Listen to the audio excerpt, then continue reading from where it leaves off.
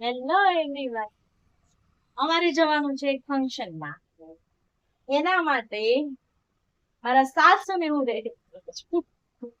એવું નથી, એના વાળ થોડાક નીચેથી પતલા થઈ ગયા છે, તો એને હેર કટ કરવા છે. અને અમારે કાલે જ ફંક્શન માટે નીકળી જવાનું છે, તો એના માટે બધી પ્રિપેરેશન ચાલે છે. હું કેટલા કાપું? એક બે. હા.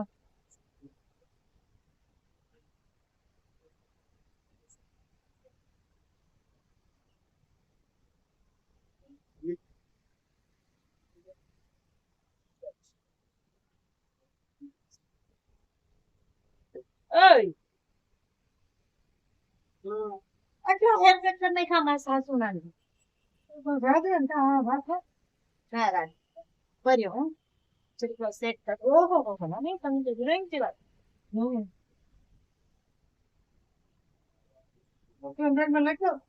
હા હા, આમ સીધા ઉભા રહેજો હવે.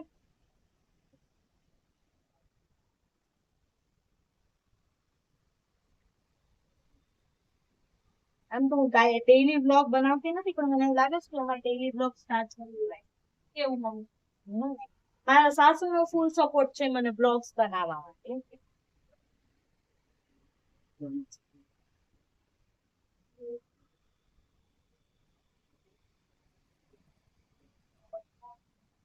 મમ્મી ના હેર કટ કરવાના છે, ત્રિશિવ ના હેર કટ કરવાના છે, અને અમારે બધાએ હેર કલર કરવાના.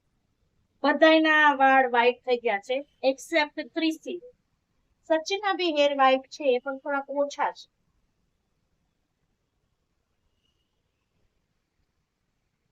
Okay done. સી પછી ચાલે છે. ના બારથી આવે. હવે હેર કટિંગ પછી ચાલે છે હેર કલરિંગ.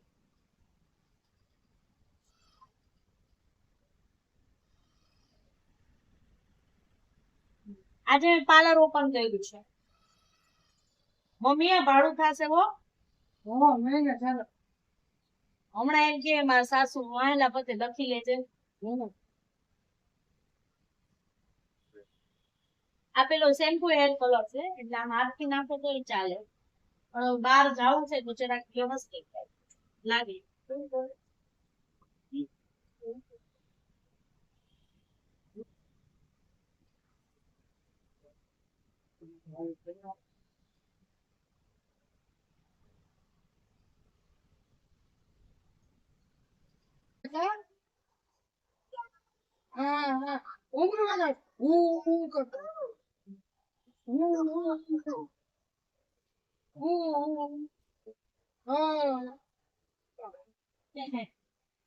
રીસેલ ના જોતો આપણે જોતા હોય.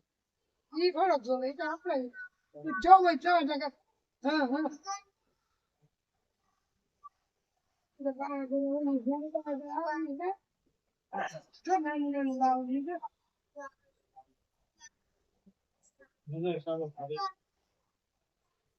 હવે મારો ફોન રિપેર થઈ ગયો છે, અને આજે મારું પાર્સલ આવ્યું છે એમેઝોન માંથી.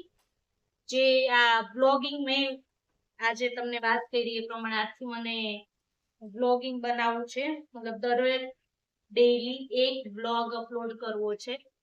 તો એના માટે મેં થોડા ઇન્સ્ટ્રુમેન્ટ્સ મંગાવ્યા છે, હોપફુલી સારા હોય. મારી પાસે ઓલરેડી એક સ્ટેન્ડ છે, અને મેં એક માઇક્રોફોન્સ માઇક બી બાય કરેલું, પણ મેં ચીપ ક્વોલિટીનું બાય કર્યું હતું, એવું વિચારીને કે કદાચ ને હું આ કન્ટિન્યુ ના કરું તો. પણ હવે મને ઇન્ટરેસ્ટ આવ્યો છે, અને મને એવું થાય છે કે નહીં, માને કરવું જ છે, તો એના લીધે મેં બાય કર્યું છે. આ બંને વસ્તુ આપણે અનબોક્સિંગ કરીએ. હાલાકી આમાં કઈ બેનિફિટ હોય છે, આ સ્પોન્સર વિડીયો નથી. મારી પાસે એટલા સબસ્ક્રાઇબર પણ નથી કે મને કોઈ ડાન્સ સ્પોન્સરશિપ આપે. તો ચલો ઓપન કરીએ. પેલા માઇક જ ઓપન કરીએ. આમે કેટલા બધા લોકોને યુઝ કરતા જોયું છે, હવે મોટા મોટા ક્રિએટર્સ ને, પણ મને લાગે છે એ લોકોને તો મળ્યા છે ફ્રીમાં. હું તો બાય કરી છે.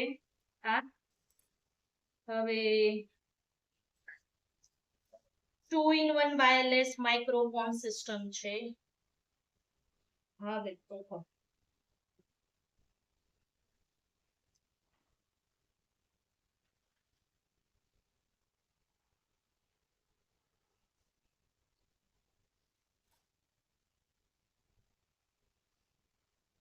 oh wow, cute case.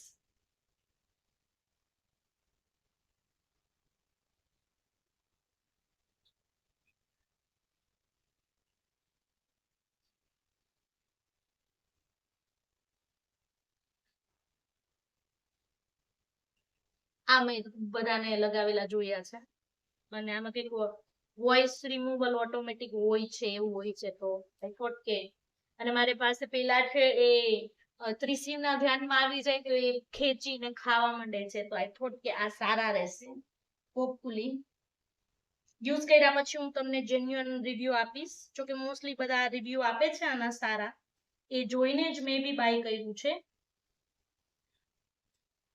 Hopefully સારું રહે. ચલો હવે પેલી સેલ્ફી સ્ટિક ટ્રાયપોડ આવે છે, સ્પેશિયલ બધા બ્લોગર્સ ઘણા યુઝ કરતા હોય છે,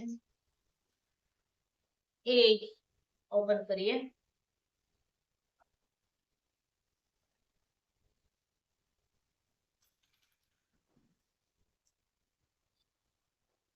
આ રિમોટ છે ઓટોમેટિક.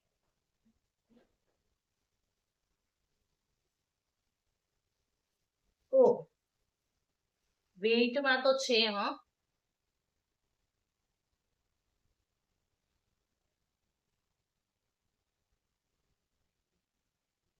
મારી પાસે જે સ્ટેન્ડ છે ને એનું જે પેલું હોલ્ડર છે એ આઈ થિંક કે પ્રાઇસ વાઇઝ થોડું એની ક્વોલિટી લો છે અને આ સારું લાગે છે. પૈસા બી ખાસા જોયા છે આમાં. ખેર કઈ રીતના યુઝ કરવાની કઈ ગાઈડ કે બુક કે હશે હોપફુલી. નથી.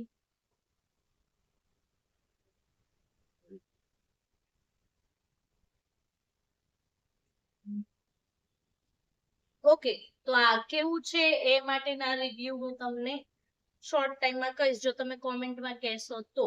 બાકી આ તમને હવે બ્લોગમાં દેખાશે. હોપફુલી હું વિચારું છું કે ડેઈલી બ્લોગ પોસ્ટ કરીશ.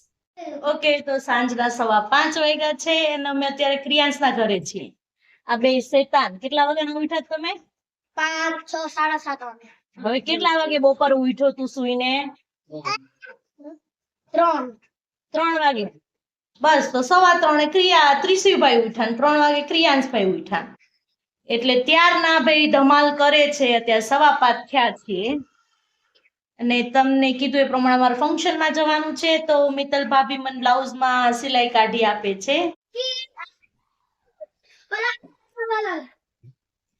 એને કેમ રમવાનું છે હું તને કહું, ભૂલાઈ શીખવા. નંબર 1 જો 1 પડે ને કોઈને જેટલા નંબર ભેડાવ ને એટલી વાર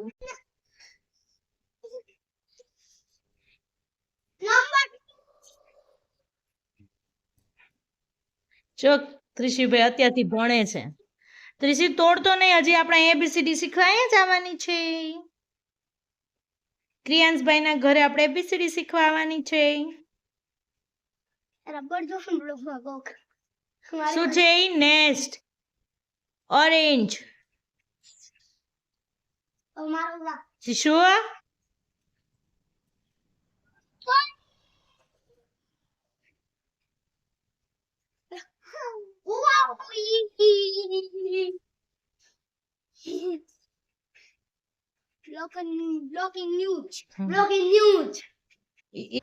આજના વ્લોગમાં તમને ઘર થોડું મેસી દેખાયું હશે કેમ કે બહાર જવાના લીધે બધો સામાન બહાર વિખરો પડેલો હતો.